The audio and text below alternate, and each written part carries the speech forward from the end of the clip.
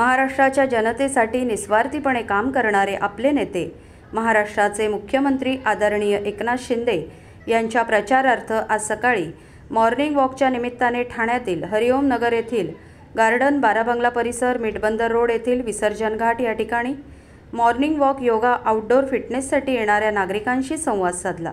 त्यांच्याशी संवाद साधताना आपल्या कोपरी पाचपाखाडी विधानसभा मतदारसंघाचे उमेदवार आपले लाडके मुख्यमंत्री शिंदे यांना प्रचंड बहुमताने या आगामी विधानसभा निवडणुकीत विजयी करा असं आवाहन नरेश म्हस्के यावेळी त्यांना केलं।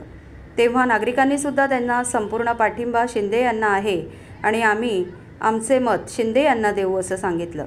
त्याचप्रमाणे आजूबाजूच्या परिसरात राहणाऱ्या नागरिकांना सुद्धा शिंदे यांना मतदान करण्यासाठी प्रवृत्त करा व जास्तीत जास्त मतांनी शिंदे साहेबांना विजयी करा अशी विनंती नरेश म्हस्के यांनी नागरिकांना केली। यावेळी नरेश म्हस्के, भारतीय जनता पार्टीचे माजी नगरसेवक भरत चव्हाण, विभाग प्रमुख संतोष बोडके, प्रशांत पाटील, रमाकांत पाटील, विकास पाटील, प्रकाश खांडेकर, श्रुतिका मोरेकर आणि विलास जोशी उपस्थित होते। लोकांना भेटण्याकरता आणि लोकांशी संपर्क साधण्याकरता आणि एकनाथ शिंदे साहेब यांना आम्ही सांगितलं की तुम्ही मतदारसंघात येऊ नका, तुम्ही 288 मतदारसंघात महायुतीचा प्रचार करा। आम्ही प्रत्येक जण एकनाथ शिंदे म्हणून लोकांसमोर जाऊ।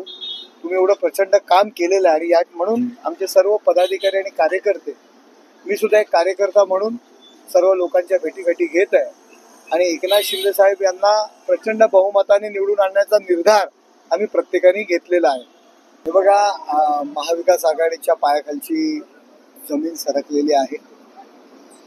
महायुतीचा विजय होणार यात कुठल्याही प्रकारची शंका नाही। संपूर्ण वातावरण महायुतीच्या फेवरला आहे आणि मग सहानुभूती घेण्याच्या बॅगा सगळ्यांच्या तपासल्या जात आहेत। बॅगा नितीन गडकरींची पण तपासली गेली, एकनाथ शिंदे साहेबांची तपासली गेली, देवेंद्रजींची तपासली गेली, अजितदादांची तपासली गेली, परंतु यांनी कुणीही राजकारण केलं नाही। एक भाग आहे निवडणूक आचारसंहितेचा आणि फक्त हे एक राजकारण करण्याचा प्रयत्न आहे आणि सहानुभूती घेण्याचा प्रयत्न आहे। एक वेगळा नेरेटिव्ह विशिष्ट समाजाला हाताशी धरून वेगळा मेसेज देण्याचा जो काय प्रयत्न चाललेला आहे, एकीकडे संविधान खतरे में बोलायचं आणि लोकशाहीच्या विरुद्ध, घटनेच्या विरुद्ध विशिष्ट समुदायाला हाताशी धरून प्रचार करण्याचा प्रयत्न करायचा। लोकांच्या हे लक्षात आलेलं आहे, लोक सगळ्या एकत्र आलेले, एक है तो सब सेफ है, हे लोकांच्या लक्षात आलेलं आहे।